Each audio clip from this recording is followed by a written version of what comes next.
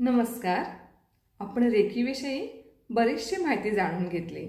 आपण ओरा स्ट्रॉंग बनवण्यासाठी मेडिटेशनची मदत घेत आहोत आणि आपला ओरा स्ट्रॉंग बनवत आहोत. असे करताना आपण रेकीच्या जवळ चाललो आहोत. असे करता करता आपण आपले आयुष्य सुंदर तर बनवत आहोत, पण हे जग सुद्धा सुंदर बनवत आहोत. कसे? जसे एका फुलाने बाग सुंदर बनते, अगदी त्याप्रमाणे कधी कधी आपण मंदिरांना भेट देतो. तिथे आपण थोडी का होईना मदत करण्याचा प्रयत्न नक्कीच करतो, होय ना?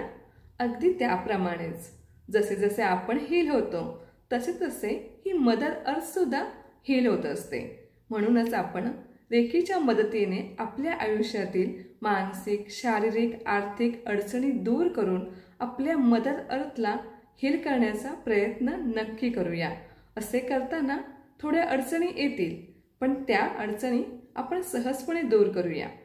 जसे बाग फुलवताना थोडे काटे कुटे दगडी असतातच ना, मग ते आपण काढून टाकतो. त्याचप्रमाणे अगदी आपण आपल्या आयुष्यातील जे काही प्रॉब्लेम, दुःख, कष्ट आहेत ते काढून टाकूया आणि आपले आयुष्य सुंदर बनवूया, हे जग सुंदर बनवूया. त्यासाठी आपण पुढच्या व्हिडिओमध्ये एक मेडिटेशन करूया. तोपर्यंत धन्यवाद.